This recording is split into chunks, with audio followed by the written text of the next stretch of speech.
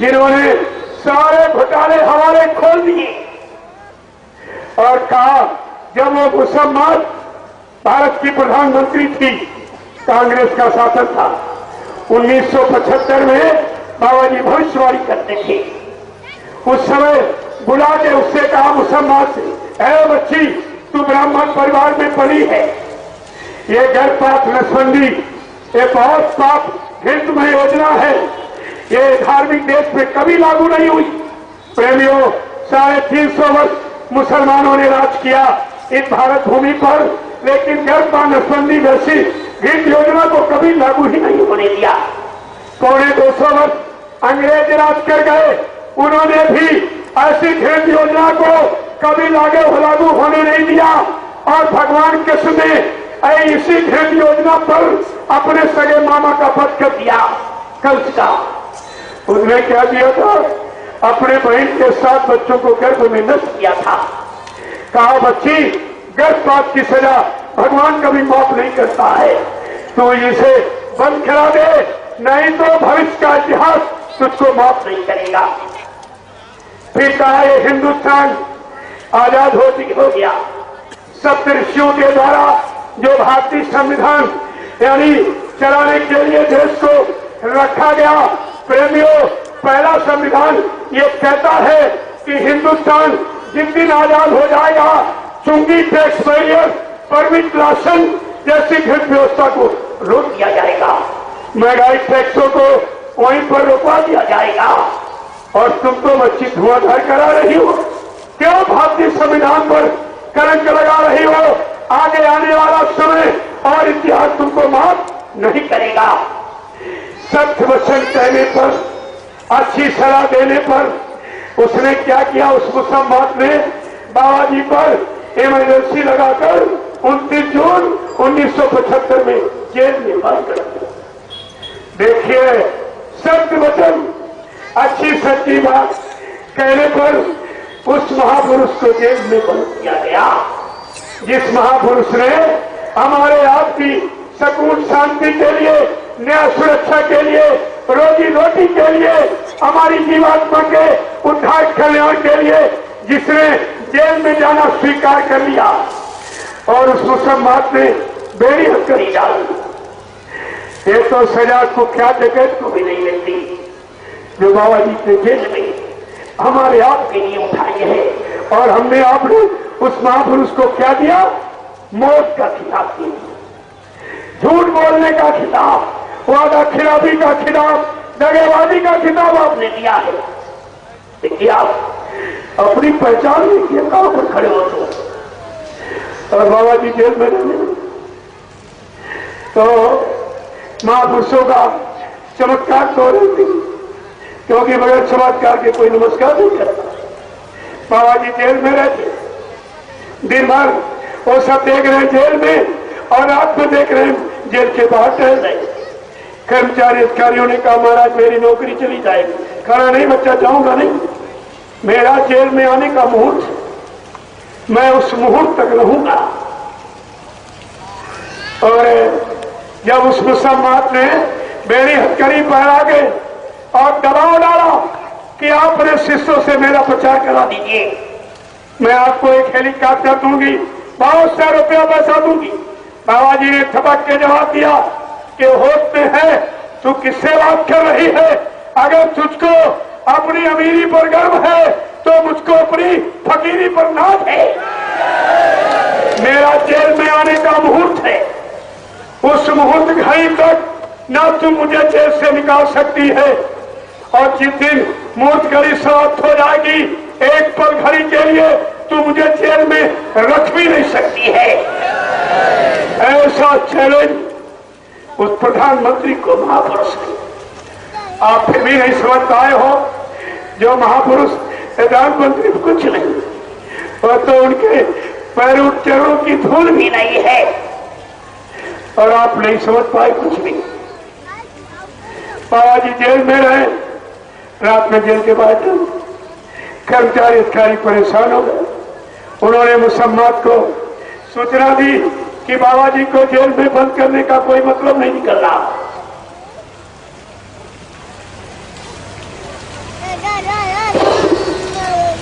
ये दिन में देखो तो जेल में, रात में देखो जेल के बाहर थे। मुसलमान ने क्रोध में आकर आदेश कर दिया, इनको कटघरे में बंद कर दो। देखिए जो महापुरुष हमारे आपके लिए क्या क्या यातनाएं का संघर्ष झेल रहा है, और आप अपने उस महापुरुष के लिए क्या दे रहे हो, अपनी पहचान देखिए। आप कहां खड़े हो तुम? उसने कटघरे में बंद कर दिया। प्रेमियों, इमरजेंसी में वो कटघरा रातों रात उत्तर प्रदेश की कभी जिले की जेल में, कभी उस जिले की जेल में 6 महीने ये कटघरा दौड़ाया गया। ये मुसलमान प्रधानमंत्री सोचती थी जब 6 महीने इनको खाना पानी नहीं मिलेगा, हवा प्रकाश नहीं मिलेगा, तो ये बाबा मर जाएगा। मारने का कितना प्रयास, लेकिन जब 6 महीने के बाद कटघरा दिल्ली की तिहाड़ जेल में खोला गया, जैसे कटघरा खोला गया एक भव्य प्रकाश निकला। कर्मचारी अधिकारी सब आश्चर्यचकित रह गए, ये क्या हो गया? और बाबा जी एकदम यानी साधनों नींद और कपड़े एकदम प्रेस किए हुए पैरे निकले। बड़ा लोग असमंजस में पड़ गए। फिर ये सूचना कर्मचारी अधिकारियों ने मुसलमान प्रधानमंत्री के पास भेजी कि बाबा जी मरे नहीं, बल्कि कटघरा खोले पर ऐसा ऐसा चमत्कार हुआ। वो बेचारी घबरा गई और अपने यानी गुरु देवराम बाबा के पास गई। जो अपने गुरु के पास गई, देवराम बाबा के पास, कहा कि महाराज ये जय गुरुदेव नाम के महात्मा कौन है, क्या है? अरे कहा बच्ची उनको छेड़ना मत, वो युग पुरुष है, युग सच्चा है, युग दृष्टा है। अगर वो पलक बंद कर ले तो प्रलय हो जाएगी, उनको छेड़ना मत। कहा महाराज मैंने तो उनको जेल में बंद किया, मैंने उनको बेड़ी हथकड़ी डाली है, मैंने उनको कटघरे में रखा है। अरे कहा जा जा, वो दयालु है, माफ कर देंगे, जाओ उनसे क्षमा याचना कर। वो मुसलमान प्रधानमंत्री 1979 में मथुरा आश्रम माफी मांगने गई थी। बाबा जी ने कहा उसी समय, कहा बच्ची तुम महात्माओं के आंख में धूल नहीं झूल सकती हो। तुमने जो गाड़ी कमाई इन गरीब काश्तकार मजदूरों, छोटे बड़े कर्मचारियों की, जो घसीट के लूट के विदेशी बैंकों में जमा कर दी है, उसको सन 1980 तक निकाल लो, नहीं तुम्हारी औलाद उस संपत्ति का उपभोग नहीं कर पाएगी।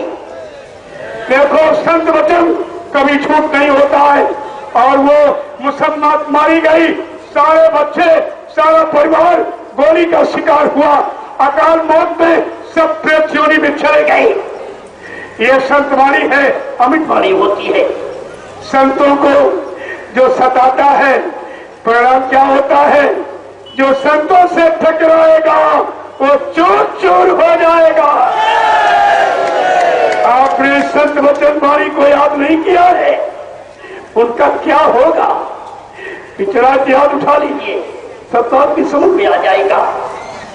उसी समय कहा था बच्ची केवल नेपाल देश की बैंक का पैसा जो भारत का जमा है, अगर इसको निकाल के ले आया जाए तो भारत में जितना सरकारी कर्जा है, ये मैं ब्याज के काश्तकारों का ये सब माफ हो जाएगा, सारा का सारा, केवल नेपाल में। और कहा था एक छोटा सा देश मलेशिया, कहा था बच्ची मैं बता दूं कि तुमने लूट करके वहां कितना जमा किया है? 2700 अरब रुपया केवल मलेशिया के बैंक में भारत का। और इटली और जापान और जर्मन और मतलब यानी इनका तो भी नाम ही नहीं लिया गया।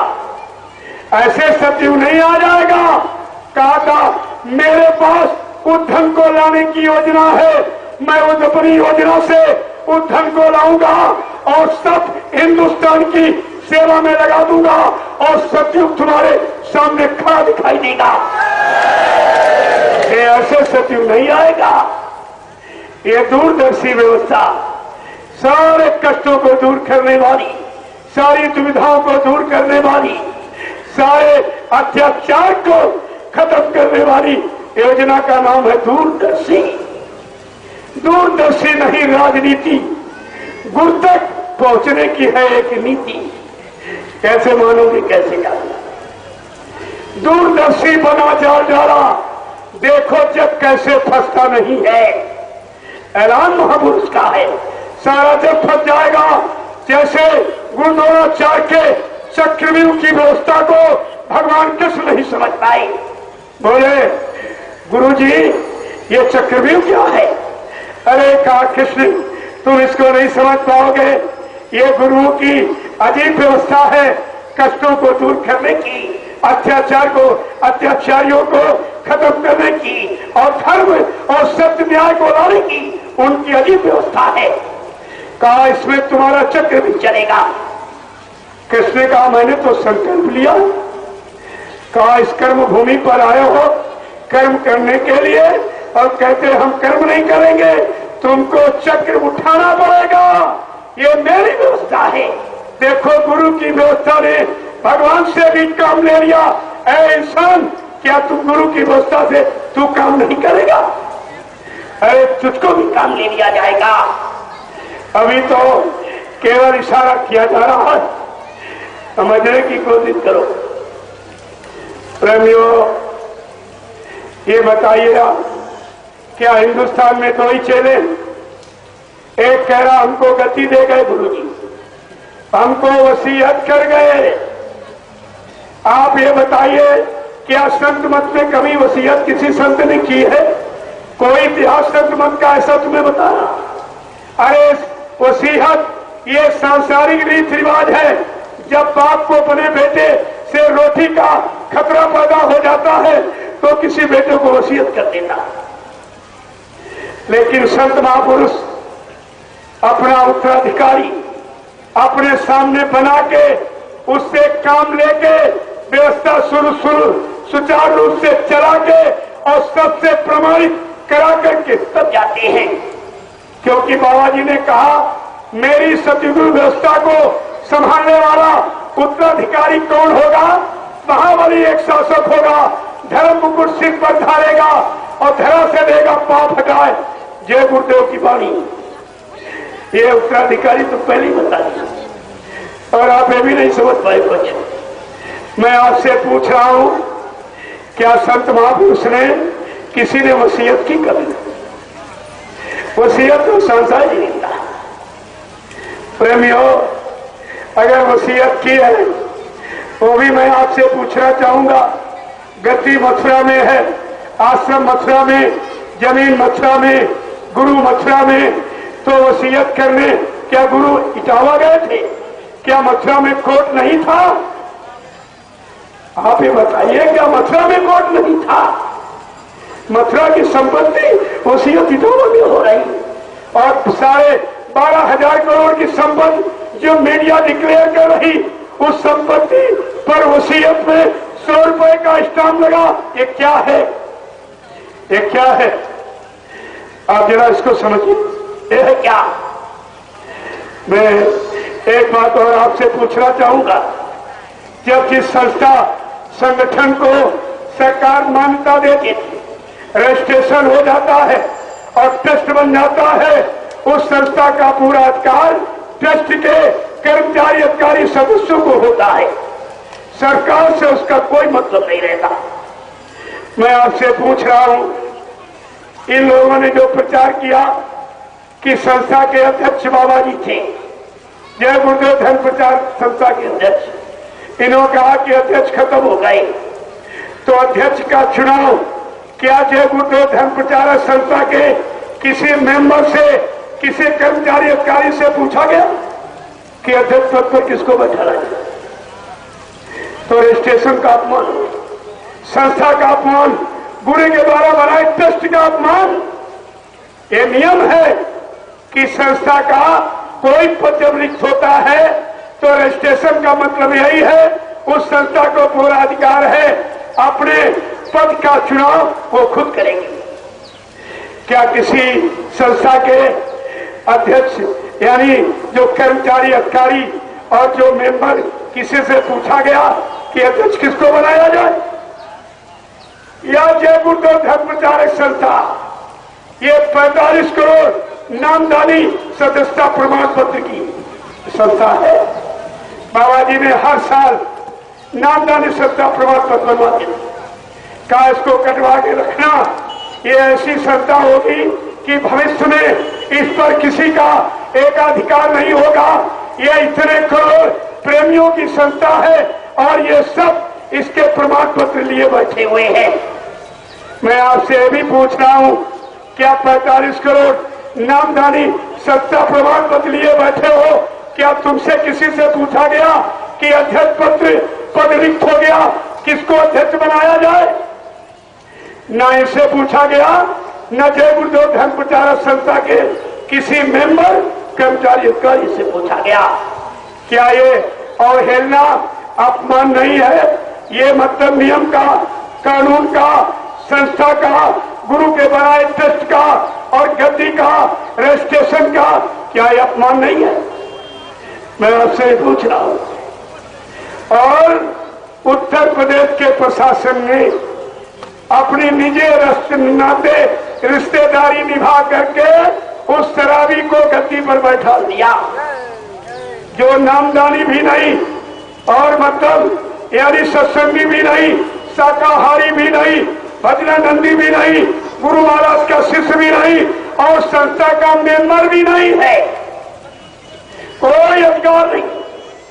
मैं आपसे इसी संदर्भ में जानकारी लेना चाहूंगा कि अगर एमपी जब तक नहीं कोई बनता है, क्या वो गद्दी पर बैठने का अधिकारी हो जाए? मेंबर ऑफ पार्लियामेंट, जिसे एमपी कहते हो, मेंबर ऑफ पार्लियामेंट, जो पार्लियामेंट का मेंबर होता है वही चुनाव लड़ करके गद्दी पर पाने का अधिकारी होता है। जय गुरुदेव धर्म प्रचारक संस्था का मेंबर ना ये मथुरा वाला है, ना ये उज्जैन वाला है, दोनों अवैध है। लिहाजा इन पर आपके बिहार से एक प्रेमी ने, जो संस्था का मेंबर है, उसने मुकदमा कर दिया है। एक कोर्ट में तुम्हारा फैसला पहुंच गया।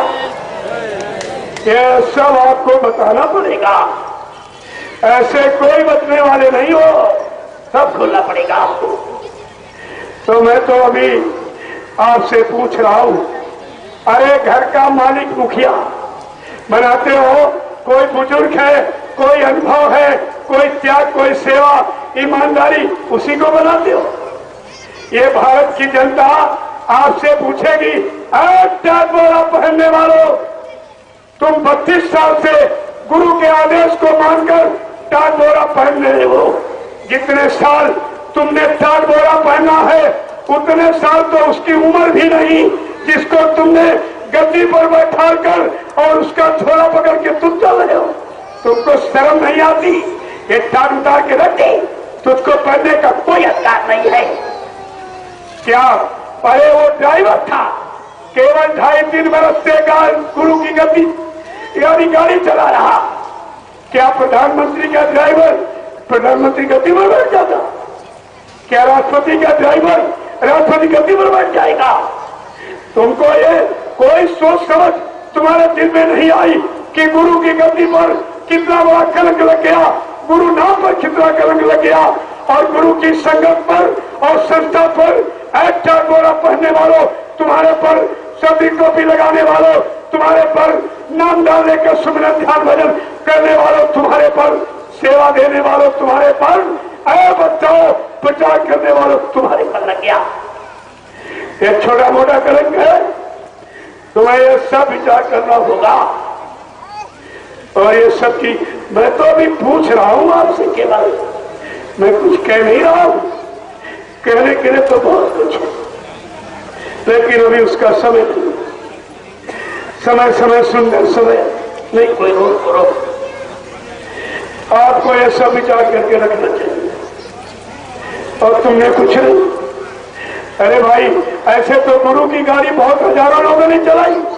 सब कहेंगे हमको गति दे, हमको वसीयत करके, फिर तो गाड़ी फंस जाएगा। यहाँ एक 2.5-3 बरस का ड्राइवर, वो बेचारा, उसको अरे गाड़ी चलाना जानता कि संगत चलाना जानता हो, उसको क्या मालूम। और उसका कोई हम दोष भी नहीं देते। दोस्त तो तुम्हारे 45 करोड़ का है, दोष है इफ्तार बोरा वालों का, दोष सभी टोपी लगाने वालों का, दोष है सेवा देने वालों का और दोष है प्रचार करने वालों का कि तुमने कुछ नहीं समझा। तुम कुछ नहीं, 32 साल बोरा पहन के तुम कुछ नहीं बन पाए और वो गद्दी का मालिक 2.5 बरस में गाड़ी चला के बन गया। ये भी तो विचार कीजिए आप। ये सब तुम कर क्या है, उसका कोई दोष नहीं है। दोष है तुम्हारे करोड़ों लोगों का। समय आने पर तुमसे पूछा जाएगा। आप उस समय क्या बताओगे, क्या तुम उस समय बयान कर सकोगे? अपने पर विचार कीजिए आप। प्रेमियों, जब मथुरा में हंगामा मचा कि बाबा जी शरीर छोड़ के चले गए, कितने लाख प्रेमियों ने वहीं पर आवाज उठाई थी कि मेरा गुरु कभी झूठ नहीं बोलेगा।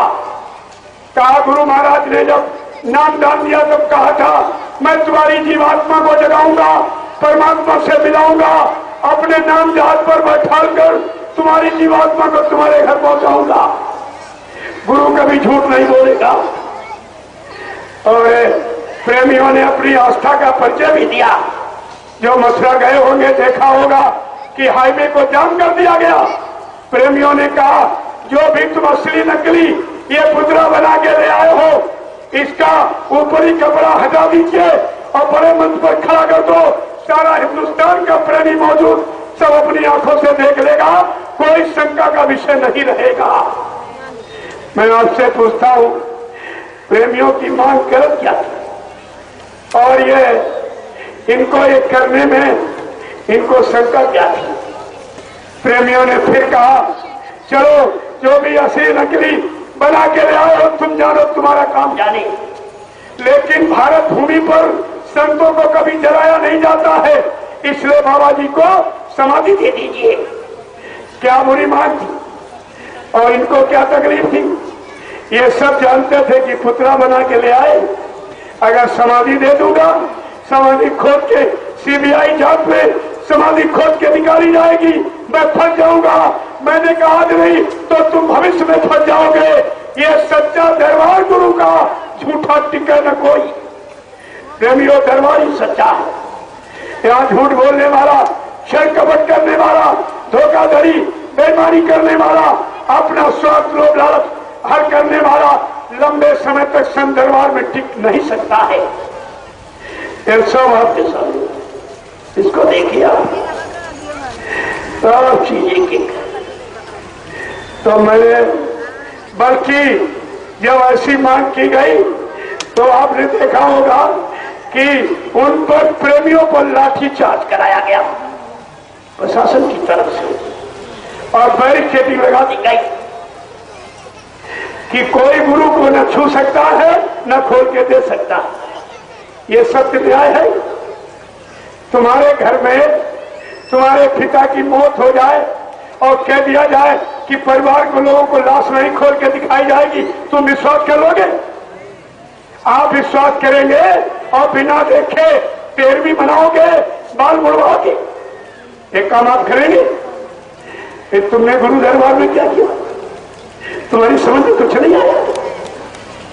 प्रेमियों, मैंने 6 प्रश्न किए कि आप मेरे 6 प्रश्नों का जवाब दे दीजिए। मैं बोलना बंद कर दूंगा, मुझे कहने की क्या जरूरत? मेरा कोई स्वार्थ लोभ लालच है नहीं, लेकिन सत्यता पर आंच नहीं आने दूंगा और गुरु की महिमा गौरव गरिमा पर कलंक नहीं लगने दूंगा।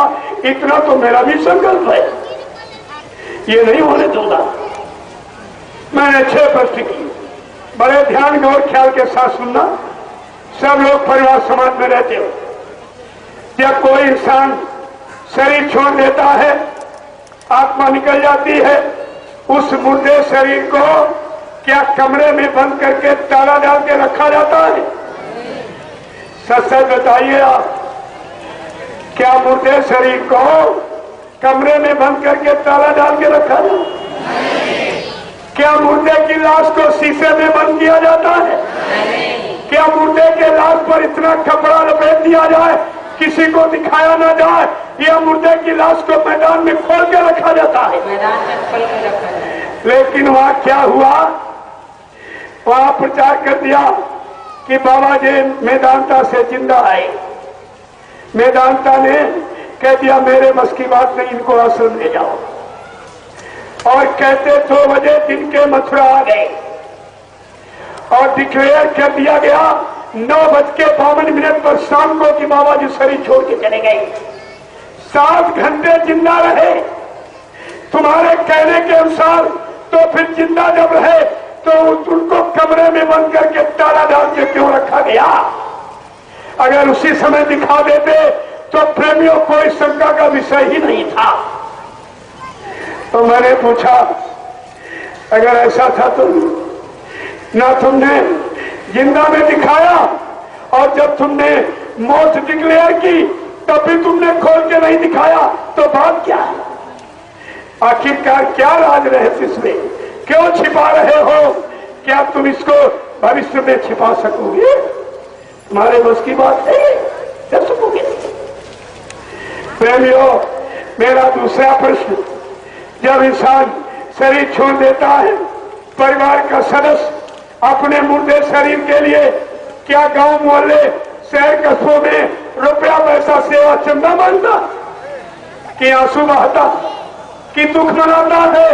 इन जल्लादों को इतनी खुशी हुई कि 5 करोड़ की सेवा वसूली और तुम्हारी कमी है कि तुमने 5 करोड़ की सेवा इनको दे दी। चलो पुतला ही सही, लेकिन गुरु नाम का पुतला जलाया गया। प्रेमियों, मैं आपसे पूछना चाहूंगा कि हिंदुस्तान की धरती पर आज भी पुतला किसका जलाया जाता है? रावण का। क्या गुरु महाराज रावण थे? अरे तुम कहां बच के जाओगे? ना मैं जिंदे में तुमको बचने दूंगा और ना मुर्दे में ही बचने दूंगा, क्योंकि तुमने दोनों रहस्यों को छिपा के रखा है। अगर सही लाश थी तो तुमने दिखाने में क्या तकलीफ थी? और अगर वो पुतला था तो जिंदा कहां? ये भी तुम्हें को बताना पड़ेगा, हमें कुछ नहीं बताना। क्यों? तुम स्वास्थ्य लाभ के लिए मेदांता उनको ले गए थे इलाज कराने के लिए। मैं तुमसे यही पूछता हूं, तुम जब मेदांता ले गए थे वहां किस कमरा नंबर में, किस डॉक्टर के अंडर में तुमने गुरु को भर्ती कराया, एडमिट कराया? और डॉक्टर ने क्या मर्ज बताया, क्या इलाज हुआ? प्रेमियों, मरीज की फाइल बनती। मैंने कहा वो फाइल आप दिखा दीजिए। वो फाइल कहाँ है? क्योंकि बाबा जी कहते बच्चा मेरे कोई बीमारी नहीं, मैं तो तुम्हारी सबकी बीमारी लेके बचा। कहा मेरा आध्यात्मिक शरीर है, सुई इंजेक्शन मत लगाना, मेरा ब्लड ग्रुप विश्व में किसी से मिलता नहीं, तुम खून मत चलवाना। प्रेमियों, जो करोड़ों रुपए खून की सेवा वसूली गई कहां चली गई? क्या कुंटलों खून चलवाया था? और फिर वो कौन सा महान व्यक्ति निकला जिसका ब्लड ग्रुप गुरु महाराज से मिल गया? तीसरी बात, मैंने कहा एक बात बताओ, तुमने मेदांता से किस तारीख में आपने डिस्चार्ज किया? हमको डिस्चार्ज स्लिप दे दीजिए, फाइल दे दो मरीज की और डिस्चार्ज स्लिप दे दीजिए, आपका मानूंगा मैं। लेकिन ये पूछने पर मेदांता साफ इनकार कर रहा है कि मेरे यहां इस नाम के व्यक्ति भर्ती ही नहीं हुए। अब आप बताइए कितना झूठ तुम बोलोगे? मैं तो तुम्हारे पीछे ही खड़ा हूं, तुम झूठ बोल के कहां जाओगे? ये सत्यता समय पर तुमको सब कहनी ही पड़ेगी। प्रेमियों, और मेरा तीसरा प्रश्न था कि आप जो इंसान शरीर छोड़ के चला जाता है, कि जो मुर्दे में आग लगाता परिवार का सदस्य, 13वीं उसके घर में होती है कि पूरा जिला 13वीं मनाता? और तुमने क्या किया? सारे हिंदुस्तान में तेरी मना डाली। जिसने पुतले में आग लगाई, एक नया पैसा उसने खर्च नहीं किया। तुम सबको गवाही साक्षी बना के और तुम्हारे द्वारा 13वीं मनवा के, बाल मुड़वा के ये सिद्ध करा दिया कि बाबा जी मर गए। तुमने मौत का कलंक लगाया है, लिहाजा ये मौत का इल्जाम मरता सूता भूत तुम्हारे सिर पे चढ़ा हुआ। इस अपराध को कौन माफ करेगा? क्या तुम्हारा छोटा मोटा अपराध है ये? बताइए आप।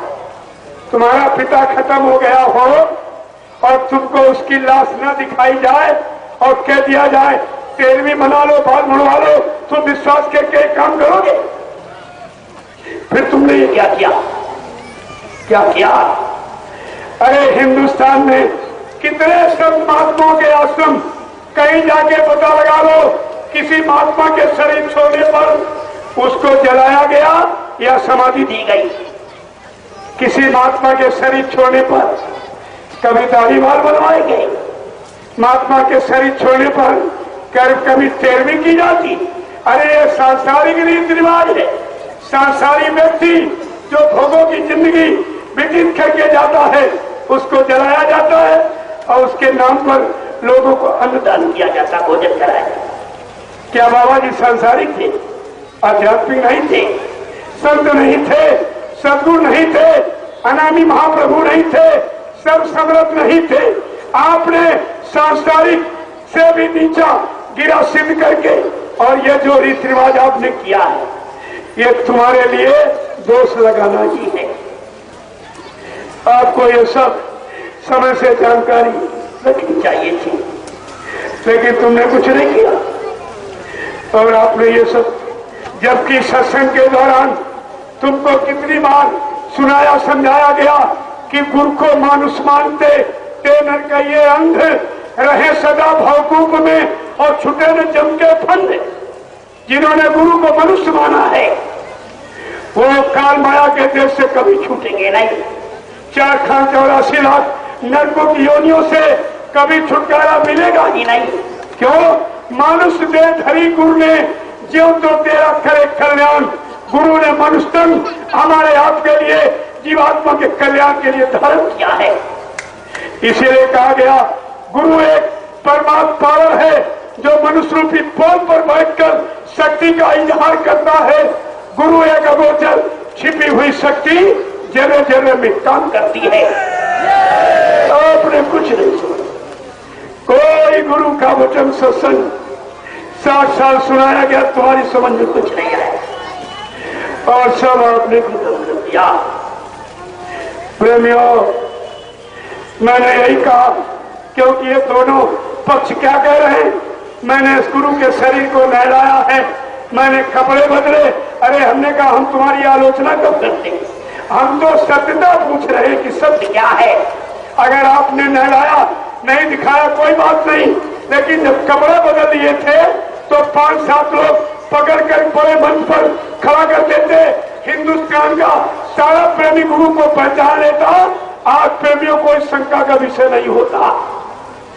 आप सच बताना कि मथुरा में किसी प्रेमी ने गुरु के शरीर को पूरा खोल के देखा था?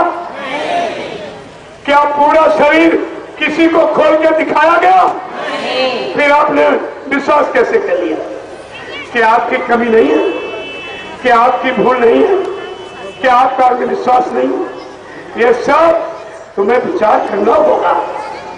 प्रेमियों, मैंने कहा अगर आपने सही शरीर मथुरा में जलाया है तो हमको मौत का प्रमाण पत्र दे दीजिए।